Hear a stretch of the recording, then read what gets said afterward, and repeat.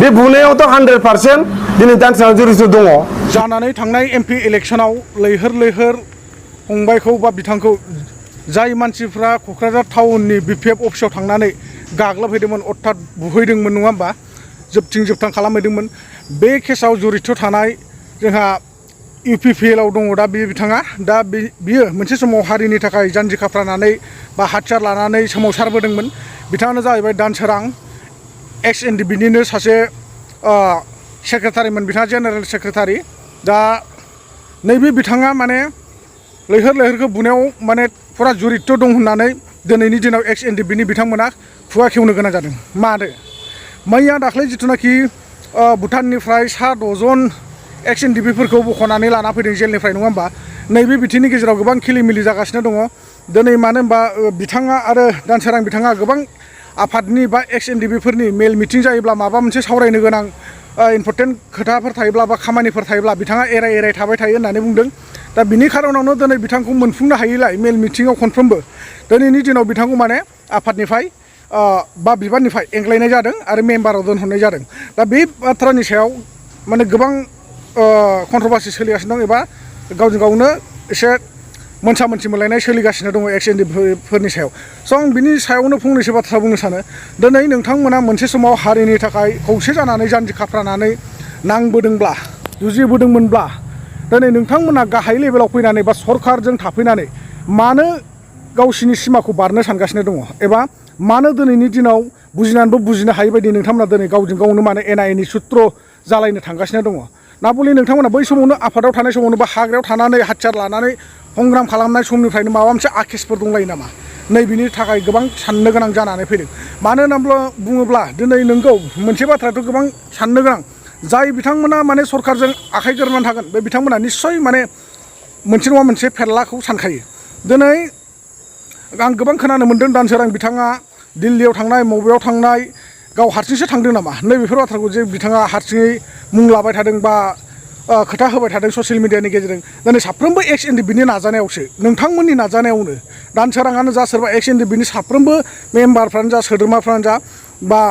बिबानगिरिफ्रानो जा नोंथांमोननि नाजानायावसो दिनै बै एक्स एनडिएफबिफ्रा गबोदों नङा होमबा दा बिनि थाखाय नोंथांमोनखौ जोङो थैनोबो होयो नाथाय दिनैनि दिनाव जों मा नुनो थांगासिनो दङ नोंथांमोना दिनैनि दिनाव गावजों गावनो नारा नाथा एबा नांलाय खमलाय जानो थांगासिनो दङ नोंथांमोनखौ आं सानो नोंथांमोना दिनै पलिटिकेलाव थानानै बा बबेबा मोनसे हान्जाजों सिथाबना थानानै नोंथांमोना बेफोरबायदि गावजों गाव दावराव दावसि जानो नाङा होननानै आं निस्सय गोरबोनिफ्राय रिकुवेस्ट खालामहरो दिनै दानसोरां बिथाङा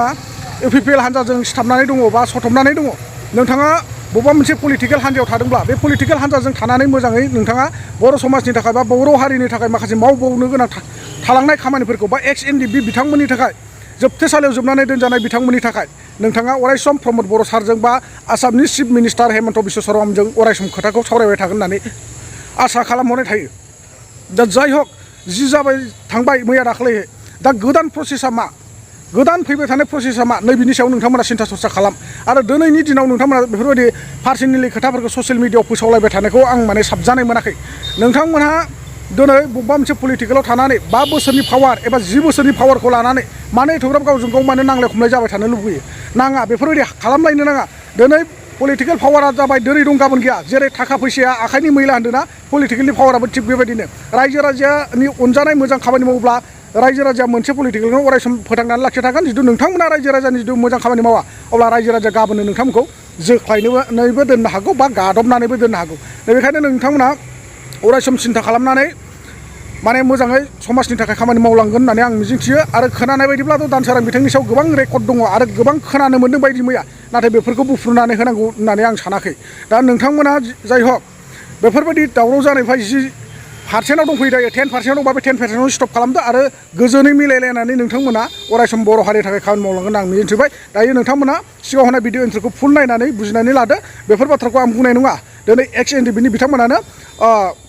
लैहोर बिथांखौ बुनायाव आखाइ दं दानसोराङा होननानै खोथा बुंदों आरो ससियेल मिडियानि गेजेरजों फोसावदों नोंथांमोना नायनानै बुजिना लानो हासिगोन नोंथांनि सोंनायनि फिननायखौ आं बेखौनो बुंनो नागिरदों नोंगौ एनडिएफबि फराम एक्स एनडिएफबि हिसाबै जोंबो एसे सिन्था खालामनांगौ खारना जाबाय मा जोंनि जेसेबांनाखि एक्स एनडिएफबिनि माखासे फोसाव लिरजानाय समस्या बेफोरो गासैबो पलिटिकेलजों रिलेटेड दंजोबो दा पलिटिकेलजों रिलेटेड थानाय हिसाबै दिनै जोङो उपाय गैया दिनै 4-5 बोसोर जानोसै जाय सरकारा दिनै सिगनेटरि गोजाजोबमोन बिथांमोना 5 बोसोर 4 बोसोर जेबोखौनो मावदिया अब्ला दिनै जों सोरखौ आसा खालामनो बेनिखायनो एनइपि फराम एक्सएनडिबिआ सम आरो थासारिखौ नायनानै जाय मानसिया जोंखौ सापर्ट खालामगोन जाय मानसिया जोंखौ हेल्प खालामगोन जोङो बिथांमोनखौ जों मदद खालामगोन आरो दरखार जायोबा जोङो इलेक्सनबो गेलेगोन बेनो आरो दानस्रां नार्जारिया मैयानि बेलायाव फंसे खोथा बुंदों जे आंखौ बिबाननिफ्राय बोख्लायनायनि आन्दोआवहाय राजनिति आखाइ दं होननानै दानस्रां नार्जारिनि मैयानि जिखिनि बड'लेण्ड रादाबाव जे होनाय आंखौ जे जेनेरेल सेक्रेटारि पदनिफ्राय जे बोख्लायनाय बियो 100% माने पलिटिकेलि माखासे षड्यन्त्र दं होननानै बुंदों बे बिथांनि खोथा बिथाङा जे सानदों बिथाङा माने सानदों होनबा बिथाङा गावनि पलिटिकेलजों रिलेटेड थाखानाय नालाय ओंखायनो बे पलिटिकेलनि बाथ्रायालाय बिथांनि गोसो गोरबोआव हाबबाय थाखायो बे बिथांनि मेटार खिन्थु जोंहा दिनै जोंनि समस्याखौ मावनो थाखाय जोङो दिनै सोरबा पलिटिकेलनि दिनै सापर्ट लानो हागोन खिन्थु बिथांखौ रिसाइकेल खालामनो थांनायाव खुनु बेवहाय एनइपि फरामा सोरनिबा पलिटिकेलनि बेवहाय मोनसेबो आखाइ गैया बुंबावनांगौ बाथ्रा दङ दानस्रां बिथांनिसिम बिथाङा एसे मोनथिना लानाया रोखा मोजां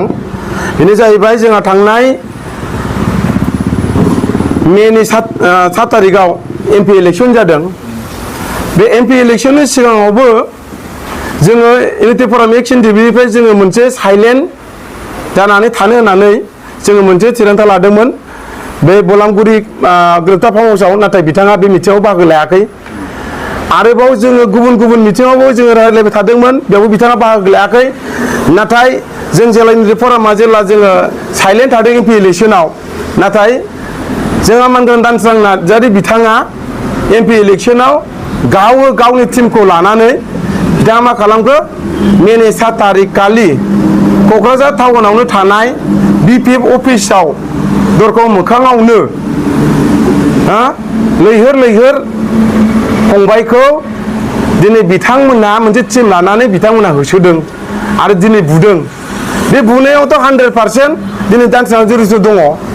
बेनो कमप्लिटलि प्रटेस्ट दङ सिसि केमेराजों सेबखांजानाय सावगारि दङ दिनै थिग बेबायदिनो दिनै जोंखौबो बे एमपि इलेक्सनावहाय गावबा जिनो बाहागो लानानै खामानि मावजानो लुबैदोंमोन नाथाय जोंहा दिनै एनइपि फराम एक्सएनडिबि हिसाबै जोङो जेरै साइलेन्ट थानानै जोङो दिनै थानो होननानै जों सानदोंमोन नाथाय बिथाङा बे साइलेन्ट होननाय सोदोबखौ दुखु मोननानै दिनै जोंखौ एनइपि फरामखौ दुखु मोननानै बे दिनखालिनिफ्रायनो बिथाङा दिनै एसे गाबोन एसे गाज्रि जानानै दिनै इउपिपिएलजों सापर्ट जानानै लैहोर फंबायखौ दिनै बिथांमोना बुयो दा बेवहाय कमप्लिटलि जड़ित दङ बिथांमोना दानस्रां नार्जारिया आरो बेजों लोगोसे सानैसो गथ'फोर दंफायो दा बेनिखायनो दिनै बिथांनि रिजोना जे बिदों दा बेनि थाखायनो जों दिनै बे सावगारिया दङ आरो बे सावगारिनि एन्सारानो बेनो जोङो बिथांनो जों श' खालामगोन जुदि बिथाङा बियोब्ला बिथाङा रिजन बिबाय थादों नालाय दा बेनि थाखायनो दिनैहाय एनइपि फरामनि माखासे रुलखौ सिफायनायनि थाखाय जों बिथांखौ रिसाइकेल खालामनानै जोङो बोखारनो गोनां जादों जेनेरेल सेक्रेटारि पदनिफ्राय बेनो थेंक इउ